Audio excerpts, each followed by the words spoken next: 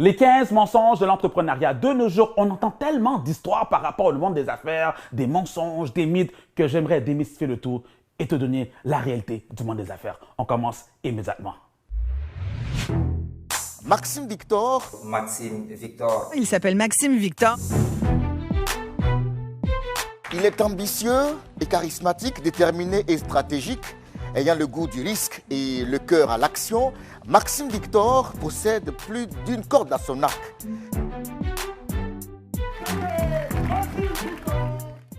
Le premier mensonge qu'on entend souvent, c'est celui-ci. Bâtir une entreprise autour de ta passion, suivre sa passion. C'est pas assez la passion, laisse-moi te dire.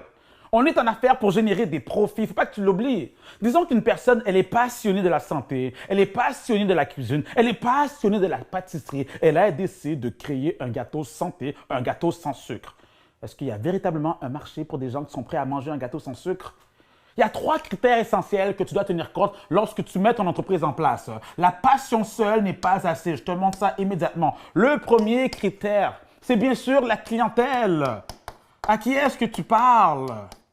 Est-ce qu'il y a un besoin pour cela? Le deuxième critère, c'est ton produit. Oui, tu es là pour apporter des solutions. Et le troisième critère, qui à mes yeux est le plus important, c'est le cash. Oui, c'est le cash. Tu n'es pas en affaires pour faire du bénévolat, tu es en affaires pour générer des profits. Tiens compte de ces 3 critères parce que sinon, tu vas perdre ton temps avec des philosophies bizarres qu'on entend. Oui, regarde, bâtir une entreprise autour de ta passion. Tu dois être passionné, c'est vrai. Sois passionné du cheminement que tu entreprends pour atteindre tes rêves. Sois passionné du fait que tu es en train de te libérer, sortir de ce fameux métro boulot d'auto que j'appelle le 9 à 5. Sois passionné parce que tu veux atteindre ta liberté financière. Tu dois être passionné de cela. Deuxième mensonge, il y a plus d'opportunités ailleurs. Tu sais, Maxime, il y a plus d'opportunités en Amérique. C'est pas vrai. Il y a des opportunités partout. Les gens parlent beaucoup de l'Amérique, des États-Unis. D'ailleurs, les États-Unis n'ont pas été bâtis comme ça du jour au lendemain. Ça a été bâti après une crise. Lorsqu'il y a eu la guerre de sécession qui a ravagé les États-Unis, il y a un groupe d'entrepreneurs qui se sont mis debout pour reconstruire le tout. Là, maintenant, on parle de Rockefeller, on parle de Andrew Carnegie, on parle de JP Morgan. C'est grâce à eux que l'Amérique a pris vie. Ça s'est passé après une crise. L'année dernière, je me rends au Congo pour faire une série de conférences sur l'entrepreneuriat, justement. Et il y a un participant qui me dit, tu sais, Maxime, ici au Congo, à Kinshasa, il y a plusieurs problèmes tels qu'on a des problèmes de transport. Il faut que j'ouvre une parenthèse. Tous les voyages que j'ai faits, j'ai toujours entendu le même discours. Maxime, tu sais, ici en Côte d'Ivoire, il y a beaucoup de problèmes. Au Sénégal, il y a beaucoup de problèmes. Au Cameroun, il y a beaucoup de problèmes. En France, il y a beaucoup de problèmes. Au Canada, il y a beaucoup de problèmes. Il y a beaucoup de problèmes partout. Lorsqu'on parle de problèmes, lorsqu'on parle de crise, on parle d'opportunités. Les grands empires se sont bâtis lorsqu'il y avait des crises. En 1929, lorsqu'il y a eu le crash boursier, qui a mis plus de 13 millions d'Américains à la rue, il y a 2 frères qui se sont mis ensemble pour apporter un sourire à ces gens désespérés et qu'ils ont bâti un empire. Oui, on parle de Walt Disney, qui a été bâti durant cette crise. On peut également aussi parler de HP. Le 1er janvier 1939, ils lancent leur entreprise. Quelques mois plus tard, le 1er septembre 1939, on rentrait dans la Deuxième Guerre mondiale. En pleine guerre, HP a pu lancer et bâtir son entreprise.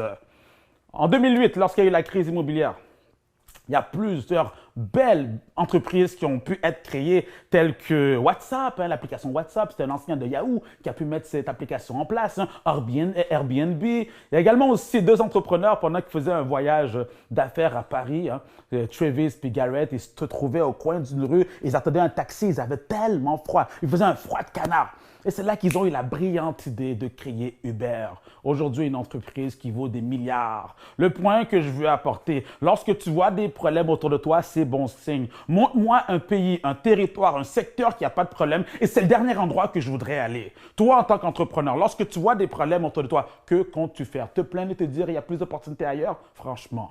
Troisième point, troisième mensonge, faire un plan d'affaires, faire un business plan avant de démarrer ton entreprise. Ce document de 30 à 50 pages qu'on te demande de rédiger, c'est du n'importe quoi. Comment peux-tu planifier tes activités d'ici les prochaines années alors que tu n'as même pas généré 1 euro, alors que tu n'as même pas généré 1 dollar?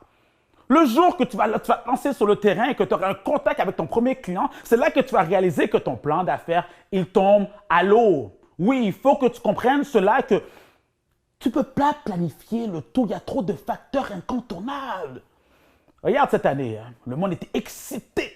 C'est 2020, 2020, ils avaient même des slogans pour ça. Et quelques temps après, ça nous frappe, hein, le fameux confinement. Alors que dis-tu de cela? Est-ce que ton plan d'affaires a pu planifier ça? Le plan d'affaires a été mis en place pour des sociétés qui sont là depuis plusieurs années et qui veulent croître leur activité. Si je prends l'exemple de Toyota, qu'ils ont un plan d'affaires étalé sur les 100 prochaines années. Imagine-toi, ils planifient les 100 prochaines années. Lorsque tu approches une banque, lorsque tu approches des investisseurs, ce n'est pas tes belles phrases qu'ils vont lire. Ce qu'ils veulent savoir, c'est les chiffres. Ils veulent savoir les revenus qui rentrent, les profits qui restent. Toi, ce que tu dois faire, c'est un plan d'action. Un plan d'action qui te pousse sur le terrain le plus rapidement possible afin de générer des profits, afin de générer une liquidité qu'on appelle le cash flow. Ton cash flow a deux fonctions. À court terme, ça te permet de survivre pour payer tes factures, bien sûr. Et sur le long terme, ça te permet d'avoir une certaine croissance. Maintenant, si tu me dis, Maxime, moi, quand même, pour avoir une certaine assurance, j'ai besoin d'un plan d'affaires. Si tu as besoin d'un plan d'affaires, tu veux absolument faire une étude de marché avant de te lancer pour avoir cette confiance, voici quelques critères que tu dois absolument tenir compte. Il y en a 3 exactement. Donc, le premier critère, c'est bien sûr, quand tu fais ton étude de marché, tu dois avoir contact avec des prospects. Des prospects, c'est des clients potentiels. De cette manière, lorsque tu leur parles, ça peut être sous forme de sondage, peu importe, tu peux savoir c'est quoi leur frustration, leur irritation, leurs problèmes pour apporter une solution à cela. Le deuxième critère, lorsque tu fais ton étude de marché, en plus de parler aux prospects, tu dois aussi savoir la compétition. Qui sont les joueurs qui sont sur le terrain? En sachant quelle est la compétition, tu peux connaître c'est quoi leur force, c'est quoi leur faiblesse et comment toi, tu peux te différencier, comment tu peux te faufiler entre les deux. C'est ce qu'on appelle ta valeur ajoutée. Et le troisième point, lorsque tu fais ton étude de marché, c'est de concevoir un démo. Oui, crée un site web bêta, juste pour commencer, débuter. Après, tu pourrais l'améliorer. Si tu vends des produits, des petits produits d'échantillonnage, juste pour commencer quelque part. C'est ça une vraie étude de marché. Tu dois te lancer dans l'action. C'est pas le temps de réfléchir et te dire « Ah, mais laisse-moi voir qu'est-ce que je pourrais faire. » Pendant que tu réfléchis, pendant que tu analyses, pendant que tu deviens paralysé, il y en a d'autres qui sont sur le terrain. J'ai une connaissance durant cette période qui a généré plus de 200 000 $. Imagine-toi, plus de 200 000 $ pour la conception de masques. Alors qu'il y en a d'autres qui réfléchissaient, est-ce que je me lance là-dedans? Lui, il s'est lancé. La plus grande qualité des entrepreneurs à succès, c'est leur rapidité d'exécution. Tu as une idée, passe à l'action le plus rapidement possible. Le quatrième mensonge, ne parle pas de ton projet. Ça, on l'entend souvent. Ne parle pas de ton projet, imagine que quoi? C'est vrai, il y a certaines personnes autour de toi, tu les connais déjà, c'est des gens négatifs, c'est des personnes qui veulent te décourager, c'est des personnes qui veulent te ramener vers le bas, c'est des personnes qui sont jaloux, peu importe. Ces personnes, à la base, t'es pauvre. Non, ne parle pas de ton projet. Quand on parle de...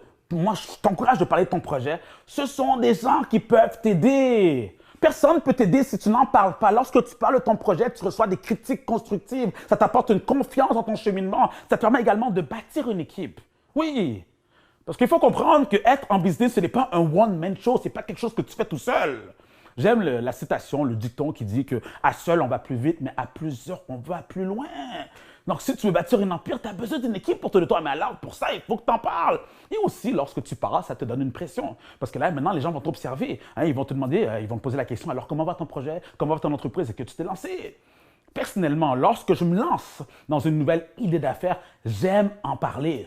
Exemple, lorsque j'ai pris cette décision d'ouvrir mon resto lounge, d'ailleurs aujourd'hui, je fais cette vidéo dans mon resto lounge, j'en ai parlé autour de moi, ça m'a permis d'avoir des idées, d'avoir des critiques constructives, également aussi une bonne pression pour continuer de persévérer parce que pour ceux qui ont visionné mes différentes vidéos, lorsque je vous parlais un peu du processus, il y a eu plusieurs challenges, des défis, des difficultés. Les gens me posaient la question, Maxime, alors ton lounge, c'est quand tu l'ouvres, alors comment ça se passe? Les gens voulaient une date. Donc, malgré les challenges que j'avais, ça me poussait à continuer parce que je sais que le monde m'observait. Et aussi le fait d'avoir parlé de mon projet bien avant l'ouverture, j'ai pu bâtir mon équipe au complète.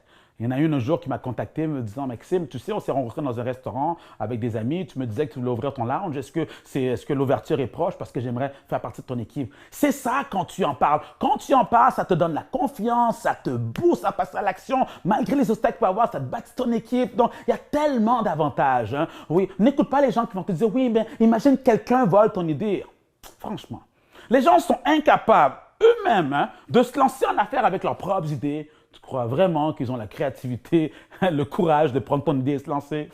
Et même si on te copie, parce que oui, c'est vrai, on peut te copier avant que tu te lances, on peut te copier même après ton lancement, même si on te copie. Laisse-moi te dire que les brevets, ça ne sert plus à rien aujourd'hui. Hein, le secret professionnel, oublie ça. La seule manière de te protéger, on appelle ça l'innovation. 5e mensonge. Pas besoin de coaching. Et ça, je l'entends souvent. Maxime, moi, j'ai YouTube, hein, je n'ai pas besoin de coaching. Hein. Je regarde des vidéos, c'est comme ça que j'apprends. Prends exemple sur les plus grands athlètes de la planète. Récemment, je regardais un documentaire sur la vie de Michael Jordan, un basketteur incroyable. Il n'aurait pas pu y arriver sans un coach. Hein. C'est de même également aussi pour ce boxeur phénoménal. Pour ceux qui ne le connaissent pas, Mayweather. Mayweather, c'est incroyable ce parcours. Moi, j'appelle ça un extraterrestre. En 18 ans de carrière, 50 combats, 50 victoires. Il n'aurait pu y arriver tout seul, c'est grâce au coach qui était là. On peut aussi penser au plus grand nageur de tous les temps, M. Michael Phelps. Et lui, son histoire est racontée dans le livre de son coach. Hein. Son coach a écrit un livre qui explique la méthode qu'il a utilisée pour prendre cet adolescent immature et le rendre comme le plus grand nageur, comme le plus grand médaillé olympique de tous les temps. Et tu me dis que tu n'as pas besoin de coach? C'est vrai qu'après 18 ans de carrière, hein, ça fait 18 ans que je suis en business à temps plein, j'ai réalisé que le coaching n'est pas fait pour tout le monde. C'est exemple, hein, tu es une personne qui veut être dans la moyenne, qui ne veut pas trop se forcer, qui veut avoir des résultats satisfaisants. En effet, tu n'as pas besoin du coaching. Par contre, si tu me dis, tu sais quoi Maxime, moi je veux être le meilleur. Je veux être la meilleure de ma discipline. Je veux accomplir des choses exceptionnelles. Je veux atteindre le niveau d'excellence. Alors c'est à toi que je parle. Tu as besoin du coaching. Non seulement pour toi, pour ton entreprise, tu as besoin d'un coach. Je veux être ce coach pour toi. C'est la raison pour laquelle j'ai mis en place cette nouvelle plateforme de coaching en ligne qui est disponible partout, n'importe où que tu te trouves, hein, que tu sois un entrepreneur débutant ou avancé, la firme Maxime Victor est là pour te coacher. C'est en vidéoconférence, c'est des coachings de 30 à 60 minutes. On répond à tes questions. On est là pour valider tes idées, te donner des stratégies, mettre en place un plan d'action. Les prix du coaching sont très abordables. De toute manière, en tant qu'entrepreneur, tu sais que c'est important d'investir en toi, d'investir dans ton entreprise si tu veux aller de l'avant. Alors, si tu veux être coaché par les entrepreneurs de la firme Maxime Victor, va sur les liens sur la vidéo coach-express.com, réserve ta séance et ça va nous faire un plaisir de te propulser. 6e mensonge. Pas besoin de lire. Ça, c'est l'excuse qu'on entend souvent. Je vais te donner un secret. Si tu veux être le meilleur, la meilleure, si tu veux dépasser la masse des gens, fais ce qu'ils n'ont pas envie de faire. En d'autres termes, lire. Le monde ne veut plus lire aujourd'hui. Ils vont te dire, mais tu sais quoi, Maxime, moi, je n'ai pas le temps de lire, je suis trop occupé. Et la même personne qui te dit ça, elle a le temps, par contre, pour regarder ses séries. Ah, mais tu sais quoi, Maxime, moi, j'aime mieux écouter des audios. Mais qu'est-ce qui t'empêche de faire les deux? Ah, mais tu sais quoi, Maxime, il y a certaines personnes qui ont réussi, qui n'ont jamais lu un livre. Il y a aussi du monde qui ont fait de l'argent en gagnant à la loterie. Et c'est pour ça que tu vas commencer à jouer. Franchement, c'est vrai qu'aujourd'hui, les gens sont paresseux, mais si tu veux sortir de la masse, fais des choses que les autres ne font pas. Il y a un entrepreneur, M. Gary Vee, hein, un influenceur américain. Un jour, on lui pose la question, on peut retrouver la vidéo sur YouTube. On lui dit, toi, Gary, tu as beaucoup de succès. Moi, je suis un jeune entrepreneur. Tu sais, Gary, moi, ce qui m'a motivé à aller de l'avant, c'est lorsque j'ai lu le livre « Réfléchissez et devenir riche » de Napoleon Hill. Et là, le jeune, il pose la question à Gary Vee. Il lui demande, est-ce que toi, tu as un livre qui t'a marqué, hein? Et c'est là qu'il prend une grande respiration. Il réfléchit et il répond, je ne lis pas, je ne fais pas de lecture. Et depuis ce jour, les gens ont pris cette citation et ils disent, mais si Gary ne lit pas, moi aussi je peux ne pas lire et réussir. C'est pas la même réalité. Toi, tu commences une entreprise à zéro alors que Gary Vee a hérité d'une entreprise qui valait déjà des millions. Et la même personne qui te dit qu'il ne lit pas, elle a écrit une dizaine de livres et te demande de les acheter. C'est très contradictoire. C'est vrai qu'il y a certaines personnes qui ont cette habilité d'apprendre simplement en regardant. Vous savez, il y a différents types d'intelligence. Il y a 8 à 9 types d'intelligence. Il y a l'intelligence mathématique, l'intelligence musicale, il y a aussi l'intelligence visuelle. Hein. Tu regardes, tu apprends. Mais malgré ce don naturel que tu as, tu peux aussi ouvrir un livre et continuer à te développer. Ne prends pas ça pour acquis. Si tu veux te différencier de la masse, si tu veux être le meilleur, la meilleure, ouvre un livre, commence à lire. C'est comme ça que tu vas le devenir. 7. Septième mensonge, tout faire soi-même. Ça, c'est les gens qui sont cheap que j'appelle. Hein. Il y a des exceptions à la lettre. J'ai rencontré des entrepreneurs qui venaient de commencer en business. Ils avaient zéro, sans le sou, niet, nada. Ils étaient broke, cassés, sur le seuil de la pauvreté. OK, je peux comprendre, commence avec rien. Mais ensuite, une fois que tu commences à générer des profits de grâce, investis dans ton image de marque. Maintenant, paye un vrai graphiste pour qu'il puisse refaire ton logo. Paye quelqu'un pour qu'il puisse te faire des vidéos professionnelles. Paye quelqu'un pour qu'il puisse refaire ton site Internet. On dit souvent que le temps, c'est de l'argent. Tu ne peux pas te permettre de faire n'importe quoi, hein, de tout faire. Non, toi, tu es là pour sortir à l'extérieur, pour générer des profits. Prenez l'exemple de quelqu'un. Quand on parle du temps, c'est de l'argent. Ça, il faut que je montre un exemple concret parce que parfois, les gens ne comprennent pas à quel point que le temps est précieux. Prenons l'exemple d'une personne qui désire faire un site Internet, mais cette personne se dit, tu sais quoi, Maxime, moi, je ne veux pas le faire tout seul, j'aime mieux... moi, je ne veux pas engager quelqu'un, j'aime mieux le faire tout seul. Il n'y a pas de problème. Disons, il y a toi et il y a la personne qui fait ton site Internet qu'on appelle ton programmeur. Tu te dis, laisse-moi comparer un peu. Tu demandes au programmeur combien me coûte le site web. Il te dit, ça va te coûter 1000 $. Là, tu calcules, tu regardes, hein, tu te dis non, moi, je ne vais pas payer 1000 $ pour ça. OK, tu veux le faire tout seul, pas de problème. Combien de temps ça va te prendre? Je crois, hein, si tu es un débutant, tu n'as jamais fait de site Internet, ça peut te prendre minimum 3 jours pour un site Internet respectable. Alors que le programmeur, l'expert, hein, toi, ton 3 jours, lui, il le fait en 5 heures. Et c'est ça la grande différence. Hein. Imagine-toi. Les 3 jours que tu as pris à rester devant ton ordinateur, tu aurais pu être productif, aller à l'extérieur et trouver des clients.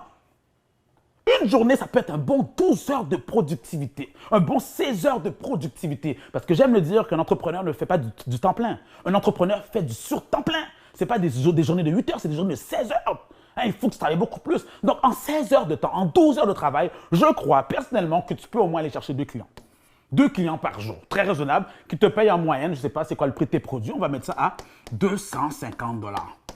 Cela sous-entend que pour la journée, tu as généré 500 $ pour la journée. Et si tu as passé 3 jours, à faire un site Internet, regarde, c'est 1500 que tu aurais pu faire.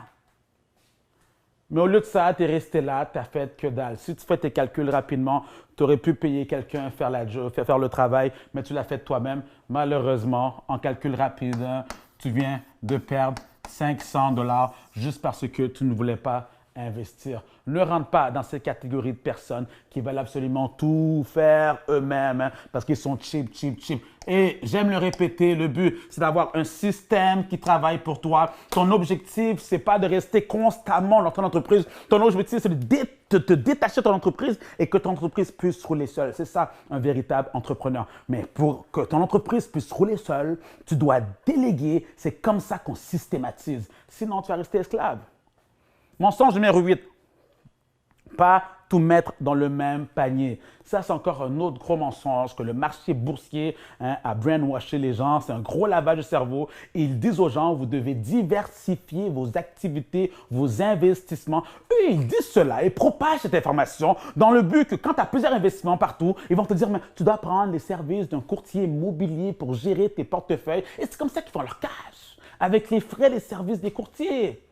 Les vrais entrepreneurs, ils le savent. Si tu veux réussir, si tu veux avoir une réussite phénoménale, tu dois tout mettre dans le même panier. J'en ai un que j'admire beaucoup, un entrepreneur américain au nom de Grant Cardone. Hein, pour ceux qui le connaissent ou peu importe si vous ne connaissez pas, allez faire des recherches. Lui, c'est le premier à dire que oublie la diversification. On peut aussi penser à Mark Cuban, un entrepreneur multimilliardaire. Il est propriétaire d'ailleurs d'une équipe dans la NBA. Et il y a une phrase qui choque certaines personnes. La diversification, c'est pour les idiots. Voilà, si on peut aussi penser à Andrew Carnegie. Andrew Carnegie qui a été le mentor de Napoleon Hill, celui qui a écrit le livre « Réfléchissez et devenez riche ». Et d'ailleurs, même Andrew Carnegie est considéré comme le 4e homme le plus riche de tous les temps. Et c'est lui qui a sorti cette phrase, mets tous tes œufs dans le même panier si tu veux réussir.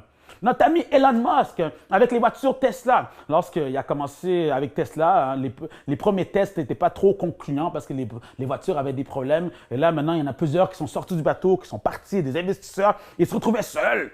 Donc, il a dû tout injecter dans l'entreprise, ses finances personnelles, tout ce qu'il avait. Et maintenant, vous connaissez la suite, à quel point que Tesla a un succès phénoménal.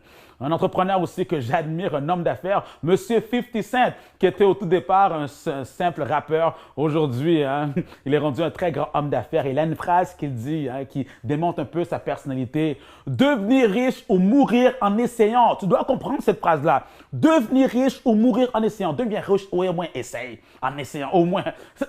Ça veut dire quoi? C'est qu'il faut que tu mettes tout. C'est tout de même également aussi dans mon cas. Lorsque j'ai pris cette décision d'ouvrir ce resto-lounge, je n'étais pas obligé.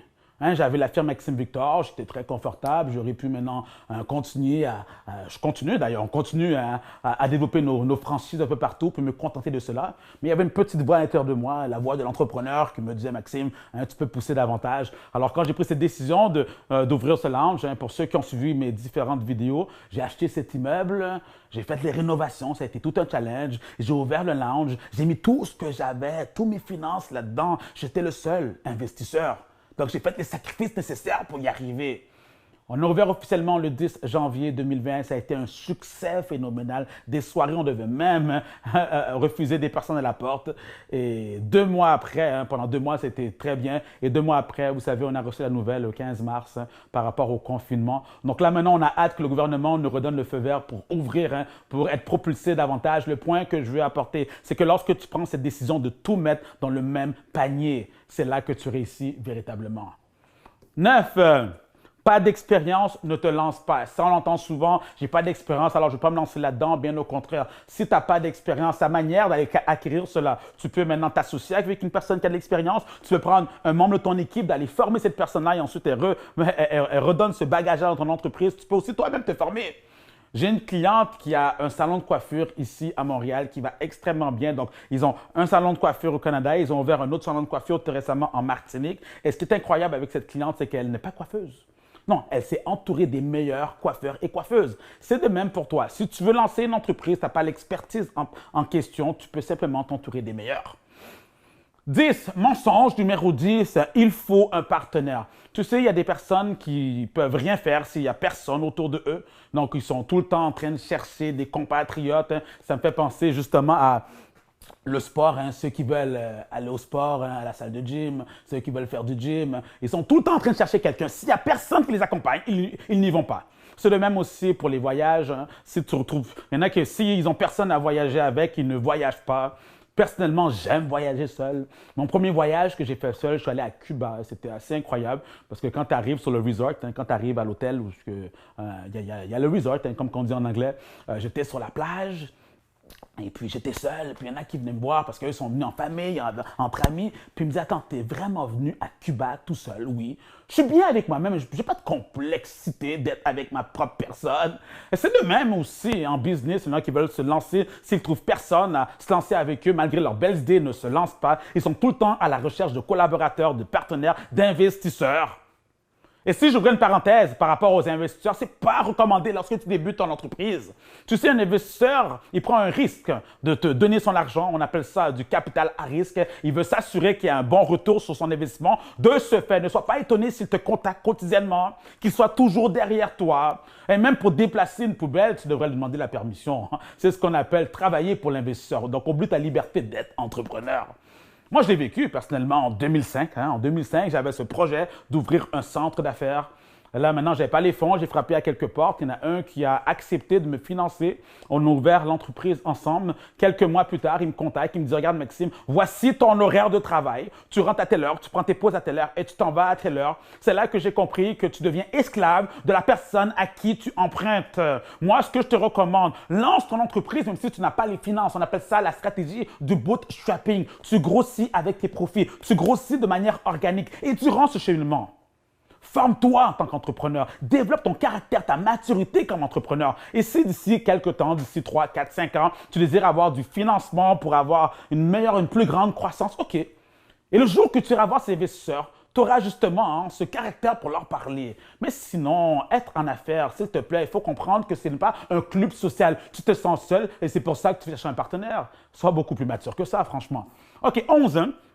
Plus de fonds est égal plus de succès. Ça aussi, on l'entend. Maxime, donne-moi 50 000 euros, donne-moi 100 000 euros. Et là, c'est là que je vais avoir un succès phénoménal. Pas nécessairement. Si tu es incapable de gérer tes finances, tu vas faire faillite. D'ailleurs, il y a 4 raisons pour lesquelles les entreprises échouent. 4 raisons. Je te les partage immédiatement.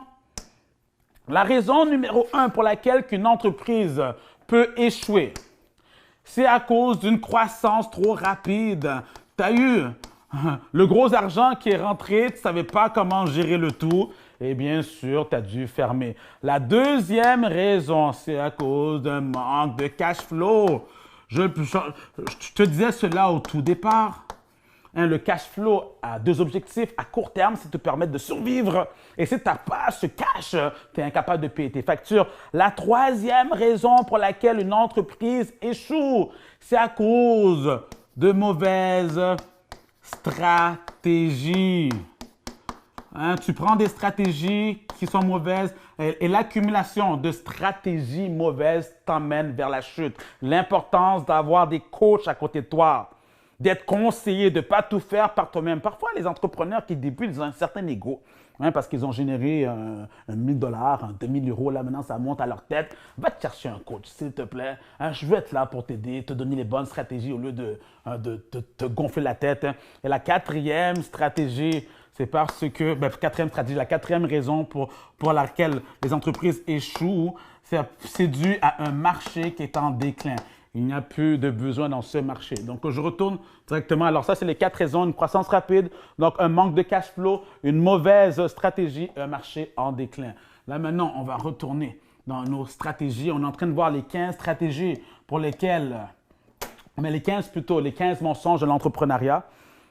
Et le 12e, attendre le bon timing. Il y a des gens qui sont tout le temps en train d'attendre avant de se lancer en affaires. C'est plus le temps d'attendre. On est vraiment dans le bon timing au moment qu'on se parle. Il y a eu différentes ères à notre époque. Il y a eu l'ère agricole, l'ère industrielle, il y a eu l'ère du service, l'ère de l'information. Et ça fait des années, je répète aux gens, que nous sommes rendus à l'ère de l'entrepreneuriat. Quand j'ai commencé en business en 2002, il y a maintenant 18 ans de ça, les gens pensaient que j'étais fou. Le monde ne comprenait pas c'était quoi l'entrepreneuriat. Mais aujourd'hui, c'est totalement autre chose. Presque tout le monde s'est rendu une tendance, l'entrepreneuriat. Juste l'année dernière, en 2019, on a pu, les statistiques le disent, il y a plus de 800 000 entreprises qui ont été créées en France. Et les statistiques sont presque similaires un peu partout. Pourquoi? Parce que le monde veut être libre, et surtout dans les pays où les territoires où le taux de chômage est élevé. Il fut un temps, ces personnes-là qui étaient dans le chômage se disaient que le gouvernement va m'aider. Là, ils ont compris que le gouvernement n'est pas là pour t'aider. Si tu veux avoir de l'aide, il faut que tu t'aides par toi-même. C'est pour ça qu'on dit que la charité bien ordonnée commence par soi-même. Donc, regarde, n'attends pas le bon timing. Le bon timing, c'est maintenant. Juste lance-toi. Ne rentre pas aussi dans cette catégorie de personnes parce qu'il n'y a rien de gratifiant à dire que tu vois tel produit, tu vois tel contexte, tel concept, tu vois tel service, j'ai déjà pensé à cela. Il y en a beaucoup, c'est comme ça qui parlent. J'ai déjà pensé à ce concept-là, mais alors pourquoi tu ne l'as pas fait? Pourquoi tu ne l'as pas fait si tu avais pensé? J'ai une connaissance qui a lancé sa boisson alcoolisée au nom de LS Cream. C'est une boisson qui est inspirée du crémasse. Le crémasse, c'est la boisson populaire en Haïti. Et puis, donc, il l'a lancé. Aujourd'hui, ça va très bien. Ça se vend dans les grandes surfaces ici au Canada et même aux États-Unis. Et donc, c'est quand même un grand pas qu'il a fait. Il pensait que les gens allaient l'encourager. Et bien, au contraire, ils ont commencé à lui lancer des pierres. Et les gens ont commencé à dire « Oh oui, moi, j'aurais fait ça différemment. Ça ne coûte pas comme le vrai crémasse. C'est du n'importe quoi. » Vous savez, il y a toujours ces personnes-là qui sont présents. Ils attendent que tu fasses quelque chose. Et ils vont te dire « Oh ouais, moi, j'aurais fait différemment. » Et pourtant, eux ne font rien. Ils sont tout le temps en train de réfléchir. Ils sont tout le temps en train d'analyser et ils deviennent paralysés. Ne rentre pas dans cette catégorie. Tu as un projet, juste tu te lances. 13, le 13e mensonge. Ceux qui réussissent sont des escrocs. Ceux qui réussissent sont des voleurs. Ceux qui réussissent ont fait quelque chose de croche. Ils ont vendu leur âme. Tu sais, ce genre de phrases qu'on entend. C'est totalement faux. Il y en a qui me disent « Ouais, Maxime, mais tu sais que l'argent change le monde. » L'argent ne change pas les gens. L'argent dévoile la vraie nature d'une personne. Si à la base, une personne elle est généreuse, donne-lui plus d'argent, elle va en redonner plus. Mais si au contraire, la personne est escroc, c'est une voleuse, ce n'est pas l'argent qui l'a changé, elle a toujours été ainsi. L'argent est un instrument qui est neutre. J'aime comparer l'argent à un couteau. Disons que ça, c'est un couteau. Tu prends ce couteau et tu le remets au plus grand chef culinaire qui existe. Ce chef va nous faire des chefs-d'œuvre avec ce couteau. Maintenant, on reprend le même couteau et on le donne au plus grand criminel. Il va nous faire des chefs-d'œuvre à sa manière. Est-ce que c'est le couteau qui est mauvais? Est-ce que c'est l'instrument qui est mauvais? Est-ce que c'est l'argent qui est mauvais? Non. Quand tu vois des entrepreneurs réussir, c'est parce qu'ils ont travaillé fort pour y arriver. Ils ont fait des sacrifices pour être là. Ils se sont formés. Ils sont allés prendre les informations. Il n'y a pas eu de chance dans tout ça. Toi, le jour que tu vas réussir, c'est parce que tu as volé quelqu'un. Non, c'est parce que tu as travaillé. Tu as mis les efforts nécessaires. Tu as fait les sacrifices. Et c'est pour ça qu'on va t'acclamer. L'avant-dernier mensonge, le client est roi. Le client est roi pour les autres, personnellement, pas dans mon vocabulaire et ni dans mon dictionnaire. Le client est roi pour certaines personnes parce qu'il vise tout le monde. Hein. Celui qui vise tout le monde ne vise personne. Et quand tu vises tout le monde, il y a des gens qui vont venir te voir, qui vont penser qu'ils sont rois. Je te conseille de choisir ta clientèle, même de congédier certains clients. Je crois personnellement que la clientèle et toi, en tant qu'entrepreneur, vous devez former un partenariat. C'est une collaboration. Il n'y a personne de supérieur. Le client n'est pas plus supérieur que toi. Tu n'es pas plus supérieur que le client.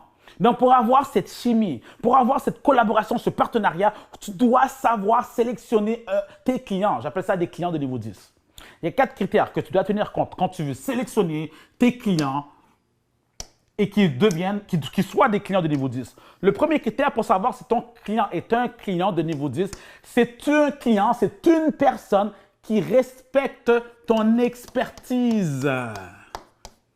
La personne, elle sait qu'est-ce que tu fais, elle respecte cela, elle veut faire affaire avec toi parce qu'elle sait que c'est toi le meilleur, la meilleure. Deuxième critère qui fait en sorte que ce soit un client de niveau 10, c'est un client qui respecte tes prix. Pas un client qui vient te voir, elle ne t'a même pas posé des questions sur tes produits et services, elle t'a juste demandé c'est quoi tes prix, est-ce que tu es le moins cher sur le marché.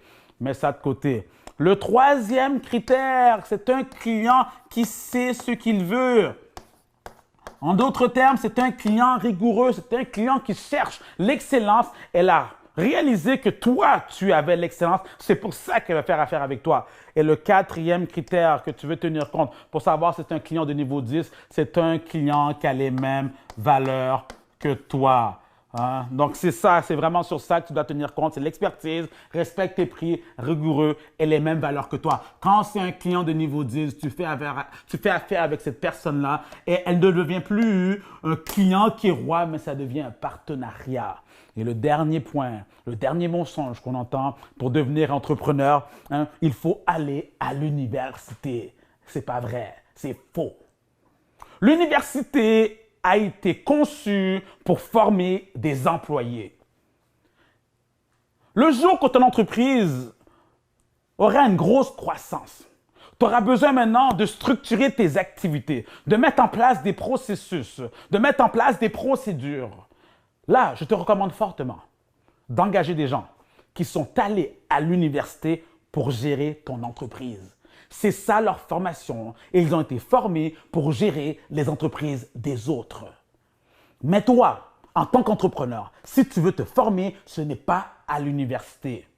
Tu dois aller voir des organisations qui ont une approche différente. Les organisations où les formateurs sont tout d'abord des entrepreneurs. Je prends l'exemple de notre firme, la firme Maxime Victor. On n'est aucunement associé au gouvernement. On ne reçoit pas de subventions du gouvernement. On est une organisation privée. Et tous nos formateurs sont à la base tous entrepreneurs. Tous les coachs qui travaillent au sein de la firme sont à la base tous des entrepreneurs qui transmettent leur expertise, leur bagage, leur vécu. C'est ce genre de formation que tu as besoin. Et comme j'ai dit également au début de la vidéo, tu peux aussi te faire former en coaching. J'aime beaucoup l'approche du coaching. C'est une approche individuelle. Tu poses des questions, la personne est là pour toi. Depuis les dernières semaines, j'ai coaché des entrepreneurs un peu partout dans le monde. Hein. au Congo, Suisse, France, Canada. Vraiment de très belles histoires. J'aime bien quelqu'un qui a plein de doutes, plein de questionnements. Et après la science, hein, tout s'est éclairci. Si c'est ton cas, je te dirais, va sur le lien que je t'ai partagé un peu plus tôt, coach-express.com. Et ça va me faire un plaisir de te coacher, de te propulser afin que tu puisses atteindre tes objectifs. C'était Maxime Victor pour t'inspirer et te motiver à te surpasser.